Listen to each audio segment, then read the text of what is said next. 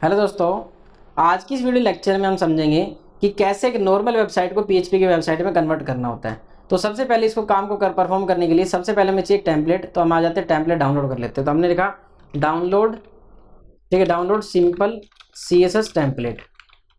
ठीक है भाई, टेम्पलेट डाउनलोड कर लेंगे। फ्री टेम्पलेट की साइट पे चले गए, freecss.com पे चले जाएंगे। यहाँ से आने के बाद यहाँ पे हमें ईजी से कोई टेम्पलेट मिल जाएगा। जो भी टेम्पलेट आप चाहो उसको डाउनलोड कर सकते हो और उस वेबसाइट को एक हम पीएचपी की वेबसाइट में कन्वर्ट कर देंगे। सपोज दैट ये वाली वेबसाइट है या ये वाली वेबसाइट है। इस वेबसाइट में मैं आया, ये एक बेसिक वेबसाइट हमारे पास आ गई है। HTML5 यूज़ कर रखा है। इसमें क्या क्या है देखो, बूटस्ट्रैप है, jQuery है, ठीक है, और वन पेज रिस्पॉन्सिव वगैरह है। तो हम यहाँ पे क्या करते हैं, लाइव देखना चाहो तो लाइव डेमो देख सकते हैं हम इसकी वेबसाइट का। ठीक है, यहाँ पे पूरी प्रॉपर वेबसाइट दिख रही है कैसी है। तो इस वेबसाइट को मुझे क्या करना है, डाउनलोड करना है। तो सबसे पहले क्या कर दिया, डाउनलोड पे क्लिक करा, डाउनलोडिंग हमारी हो गई शुरू। तो डाउनलोड हो जाने के बाद हम यहाँ से क्या करेंगे, इसको यहाँ से एक्सट्रैक्ट करेंगे। तो डाउनलोड हो गई हमारी साइट, इसको कट करते हैं, कट करके अपने ले चलते हैं अपने फोल्डर में। तो फोल्डर का नाम है PHP कोर्स। यहाँ पर मैं बाहर आ जाता हूँ, PHP कोर्स पे रख लेता हूँ चलो, और इसका नाम रख दिया वेबसाइट 1। ठीक है, इसका नाम दे दिया वेबसाइट 1। इस वेबसाइट 1 के फोल्डर के अंदर हम आ गए और राइट क्लिक करके यहाँ पे क्या कर दिया, पहले पेस्ट कर दिया। वहाँ से कॉपी करके लेके आया था ना, मैं कट करके लेके आया था। इसको राइट क्लिक करेंगे और एक्सट्रैक्ट ऑल कर देंगे। एक्सट्रैक्ट एयर, एक्सट्रैक्ट ऑल करके कुछ भी आप यहाँ पे एक्सट्रैक्ट करके रख लोगे डाटा। तो ये क्या है, एक्सट्रैक्शन हो रहा है। जब इन फाइलों का एक्सट्रैक्शन हो जाएगा तो उसके बाद हमें क्या करना है, देखो यहाँ पे ये जो हमने देखा यहाँ पे एक्सट्रैक्शन हो गया। अब इसको हमने ओपन किया, इसको ओपन किया, ये हमारे पास एक फाइल है, सिंपल सी वेबसाइट है। ठीक है, ये हमारे पास सिंपल सी वेबसाइट है। अब सिंगल पेज वेबसाइट है। अब इसको हमें क्या करना है, इसको हमें टुकड़ों में डिवाइड करना चाहेंगे। तो एक वैसे देख पाता हूँ सिंगल 1 पेज लिखा हुआ था, मैंने ध्यान नहीं दिया। एक्चुअली मुझे 1 पेज वेबसाइट नहीं चाहिए थी अभी। ठीक है, पर फिर भी अगर ये 1 पेज आ गई तो कोई बात नहीं, अब इतना ज़्यादा टाइम नहीं कि हम इसके अलावा कुछ काम करें। तो हमने इसको कट करा, यहाँ से कट कर लिया भाई। कट करके हम PHP कोर्स के अंदर वेबसाइट के अंदर सिंपल सा आ गए। वेबसाइट के अंदर आने के बाद क्या करा, वेबसाइट में आ गए, यहाँ पे आके पेस्ट कर दिया। ठीक है, कट करके उसके अंदर से पेस्ट कर लिया बाहर लाकर। एक मैंने इसको हटा दिया, इसको हटा दिया, दोनों को मैंने फाइलों को यहाँ से डिलीट कर दिया। ठीक है, डिलीट हो गई फाइलें, डिलीट कर दिया। डिलीट करने के बाद ये रीडमी जो .txt अगर चाहिए तो रख लो, नहीं तो बाकी जरूरत होती नहीं, कोई बात नहीं। यहाँ राइट क्लिक करेंगे और ओपन विद कोड कर देंगे। ओपन विद कोड किया। ओपन विद कोड करने के बाद अब हम क्या करेंगे, कन्वर्ट करेंगे इस index.html की वेबसाइट को PHP की वेबसाइट में। ठीक है, अब हम क्या करने, इस काम को करने के लिए क्या करना है, देखो यहाँ पर क्या है, सबसे पहले हेड सेक्शन। हेड सेक्शन कहाँ तक है, यहाँ तक। उसके बाद बॉडी सेक्शन हमारा स्टार्ट हो रहा है, पर बॉडी सेक्शन के अंदर भी हेड सेक्शन आ रहा है। हेड सेक्शन में क्या है, देखो नेविगेशन बार है, ये सारी इन्फॉर्मेशन है भाई, और ये यहाँ तक हेडर सेक्शन है। हेडर एंड यहाँ तक खत्म हो रहा है। फिर क्या है, सेक्शन के अंदर टॉप एरिया सेक्शन यहाँ पे आ रहा है। तो ये टॉप एरिया सेक्शन क्या सभी पेज में चाहिए कि नहीं चाहिए, आप देखो यहाँ पर, आप देखो Ctrl+S कर दिया और मैं वापस से अपने पेज पे आ जाता हूँ। और पेज पे आने के बाद हमने लिखा लोकल होस्ट स्लैश, और यहाँ पे वेबसाइट का नाम है PHP कोर्स। इसके अंदर हमारी वेबसाइट हमने बनाई वेबसाइट 1 के नाम से। तो इंडेक्स पेज लोड हो रहा है। तो यहाँ तक का जो सेक्शन है ये सभी पेज में चाहिए होगा। ये समझ रहे हो ना, ये जो सेक्शन यहाँ तक का सेक्शन है ये सभी पेजेस में चाहिए होगा। उसके बाद ये जो टॉप वाला एरिया ये सब पेज में नहीं चाहिए होगा। तो हम क्या कर सकते हैं, टॉप वाले एरिया में एक बार देख लो पहले क्या लिखा हुआ है, टेक्स्ट ढूंढ लो क्या क्या लिखा हुआ है। Alt-Z कर लेता हूँ मैं ताकि एक पेज में दिख जाए मुझे। देखो यहाँ पे क्या है, लिस्ट, और फिर यहाँ पे क्या रेस, ये सब चीज़ लिखी हुई है। तो यहाँ पर हम आए और देखो क्या है यहाँ पे, लिस्ट और रेस, एक देखते हैं क्या है। Ctrl+F, और मैंने वो वाली जो यहाँ पे लिखा रेस कॉपी करके लेके आया, Ctrl+F पेस्ट कर दिया। लिस्ट और रेस ये पहले वाले सेक्शन इसी में आ रहा है। ठीक है, ऊपर वाले नेविगेशन बार के बाद इसी में आ रहा है। तो मतलब क्या है, ये सेक्शन इसी का ही पार्ट है ना। तो इसी का पार्ट है, तो हम क्या करेंगे, इसको भी इसी के अंदर रखेंगे, क्योंकि सभी पेज पे चाहिए होगा ना ये वाला सेक्शन भी। तो जो सेक्शन हमें सभी पेज पे चाहिए होगा, कौन सा चाहिए होगा, ये जो लिस्ट रेस लिखा हुआ है, ये कंटेनर हो गया। इस कंटेनर का मेन हो गया टॉप सेक्शन, यानी कि टॉप सेक्शन भी हमें चाहिए होगा सभी पेजेस में। यहाँ तक हमारा खत्म हो गया। यहाँ तक का सेक्शन जो है, अब ध्यान से देखना, यहाँ कर्सर रखा हुआ है और मैं कहीं पे भी टच नहीं कर रहा हूँ। यहाँ पे सीधा सीधा कर्सर ब्लिंक वहीं पे करने दिया मैंने, उस कर्सर को मैं छेड़ के नहीं आ रहा हूँ। ठीक है, वो एज इट इज रहने दिया। और इसको स्क्रॉल करते हुए या फिर आपको जैसे भी आपको आना है ऊपर तक, यहाँ से लेके आ जाओ। अब उस शिफ्ट दबा करके यहाँ तक क्लिक कर दो, तो वहाँ से लेके यहाँ तक का सेक्शन सेलेक्ट हो गया। इस सेलेक्टेड टेक्स्ट को कट कर लिया। कट करने के बाद हम यहाँ पर आ गए और यहाँ पे लिखा हमने header.php। ठीक है, header.php करा, तो यहाँ पे क्या हो गया, ये पेज हमारे पास हेडर का आ गया। क्लियर है भाई। उसके बाद यहाँ पर हम आ गए। अब इसके बाद हमें क्या करना है, इस सेक्शन को एज इट इज रहने देना है। अब हमें यहाँ पे आके रिफ्रेश करके देखना है। देखो यहाँ पे हट गया सब, क्योंकि सब चीज़ हट ही जाएगी। ठीक है, अब हमें थोड़ा सा आइडिया लेना है कि फुटर का सेक्शन कहाँ तक काम कर रहा है। तो बॉडी एरिया के बाद ऊपर आ जाएंगे, स्क्रिप्ट लगा हुआ ये सारा फुटर है, तो फुटर यहाँ पे स्टार्ट हो गया और फुटर कंटेनर एलिमेंट का यूज़ कर रखा होगा, ठीक है। फुटर सेक्शन हो गया। अब यहाँ तक का पोर्शन हमने क्या करा, Ctrl+Shift+N और कट कर लिया, ठीक है। सिलेक्शन करके कट कर लिया। यहाँ पर इसका नाम लिख दिया footer.php और footer.php में फुटर का सेक्शन यहाँ पे डाल दिया। क्लियर है। अब हेडर में हेडर आ गया, फुटर में फुटर आ गया। उसके बाद ये जो मेन एरिया है, ठीक है, सेक्शन एंड हुआ, इसके अंदर क्या है, क्रिएट अकाउंट। अब ये देखते हैं जरा क्रिएट अकाउंट किस में था। तो अब देखो मैंने तो वो डिलीट ही कर दिया उसको, तो डिलीट कर दिया, तो लगाना चाहूँगा ना मैं कि इसमें क्या क्या सेक्शन है। तो यहाँ पर हम क्या करेंगे, अब इसका नाम रख देंगे index.php, ठीक है। PHP में कन्वर्ट कर दिया। यहाँ पर लिखेंगे हम क्या, हेडर। क्या लिखेंगे, हेडर। हेडर पर हेडर ऐसे डायरेक्ट नहीं लिख सकते, तो PHP का कोड लिखेंगे। PHP लिखा और यहाँ पे लिखेंगे हेडर। हेडर, ठीक है। PHP के अंदर हमने क्या करा, हेडर। हेडर लिखा। हेडर के अंदर हम क्या डिफाइन कर देंगे, उसका एड्रेस दे देंगे जिसको हमें ऐड करना है। तो हमने कहा footer.php, ठीक है। या हेडर नहीं, यहाँ पे लिखेंगे रिक्वायर्ड, और ये क्या रिक्वायर वंस या रिक्वायर वंस कर लेते हैं, ठीक है। एक बार यहाँ पे चाहिए, तो फुटर के लिए यहाँ पे लिखा require ones. Similar like that हम यहाँ पे क्या करेंगे, कॉपी करके और होम पे चले जाएंगे, टॉप पे आ गए, यहाँ पे पेस्ट कर दिया। यहाँ पर रिक्वायर वंस चाहिए क्या, हेडर, header.php। अब इतना करने के बाद आपको बता देता हूँ, ये साइट ऑटोमेटिकली कंप्लीट हो गई दोबारा से।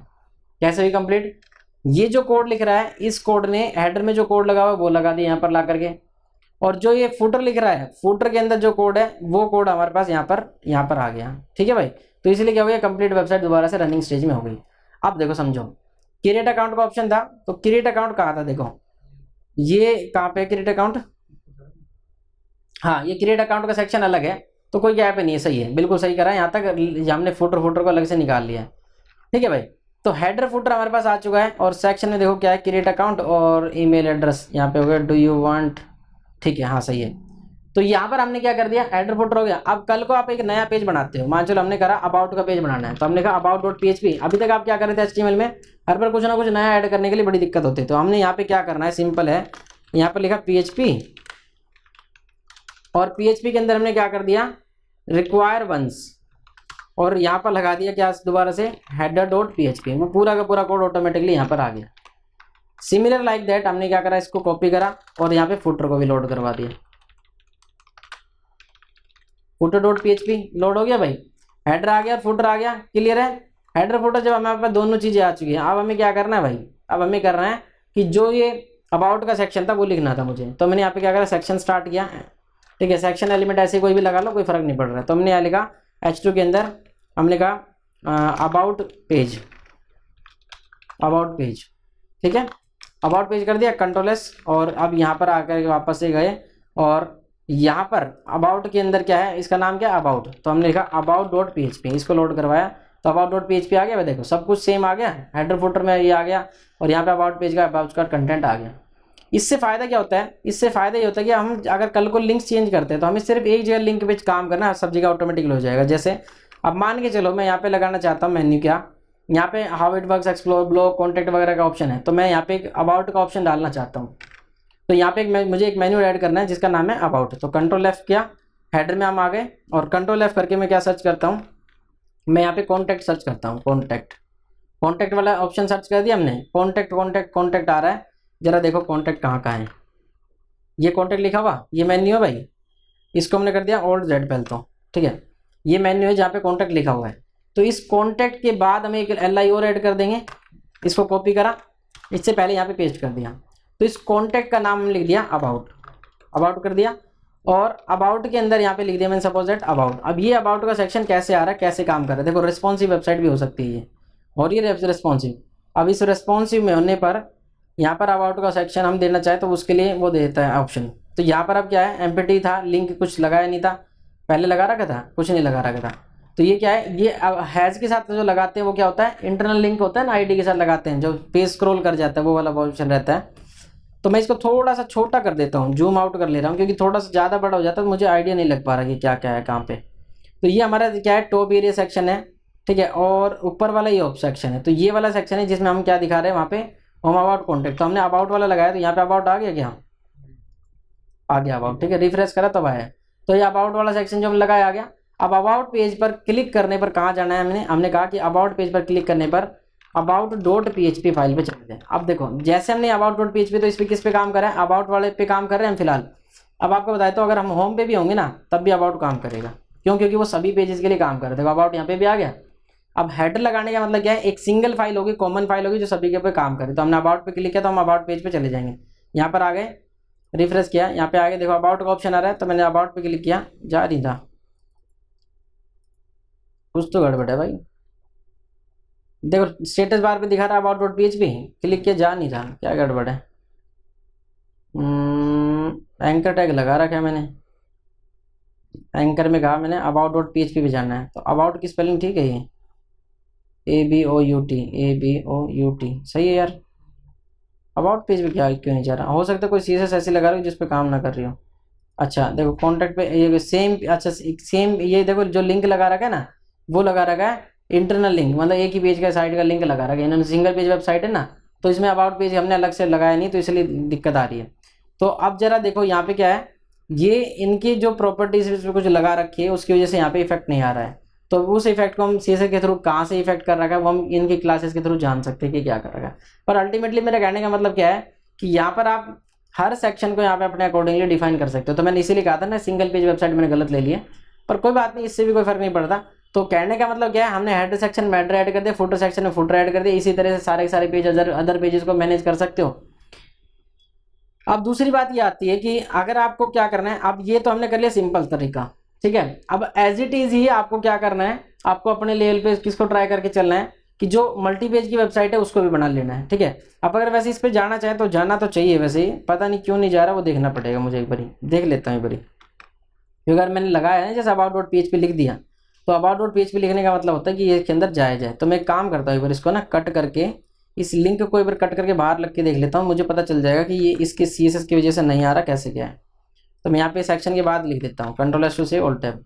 तो यहाँ पे रिफ्रेश कर लिया हमने, ये अबाउट का पेज है, इस पर क्लिक करा तो देखो आगे ना अबाउट डॉट PHP पे। मतलब क्या हो रहा है, यहाँ पर इसके ऊपर CSS से कुछ बाउंड कर रखा है कि क्लिक करे तो वो इंटरनल पे ही जाए, ठीक है। उसका कारण हो सकता है यहाँ पे क्या लगा रखा हो, स्पैन वगैरह लगा रखी है ना, क्लास स्क्रॉल क्लास लगा रखी, तो स्क्रॉल वाली चीज क्लास इस पर हटा देंगे तो शायद काम कर जाएगा ये। तो मैं इसमें से स्क्रॉल क्लास हटा देता हूँ, स्क्रॉल क्लास हटा दी, Ctrl+S किया, और स्क्रॉल क्लास हटाने पर देखते हैं क्या हो रहा है। वेबसाइट पे हम आ गए, रिफ्रेश कर दिया, रिफ्रेश करने के बाद हमने क्या करा, अबाउट पे क्लिक किया, now it is working fine. तो वो क्या है, स्क्रॉल क्लास के इफेक्ट की वजह से काम नहीं कर रहा है, ठीक है, समझ में आई बात। तो ये हमने क्या करा, हेडर सेक्शन ऐड कर दिया, ऐसे हमने फुटर सेक्शन ऐड कर दिया, जैसे हमने home about service contact legal वगैरह पेज बनाते हैं तो सभी सब बना लेते हैं। तो आई होप सो समझ में आया होगा कि ऐसे ही काम कर रहा है। और अगर कहते तो बिल्कुल जीरो से स्क्रैच से करवा के दिखाऊं एक और एग्जांपल, तो मैं वो भी करके चल सकता हूँ कि एक अलग अलग पेज बना दिए उसके अंदर कर सकते हैं। तो वैसे कर लोगे, कोई ऐसी बहुत बड़ी चीज़ नहीं है। मेन इसके अंदर जो फंक्शन है वो कौन सा है, रिक्वायर वंस फंक्शन का यूज़ करना है और हिसाब से करके चलना है। चलिए थैंक यू सो मच, मिलते हैं नेक्स्ट लेक्चर में, बाय बाय।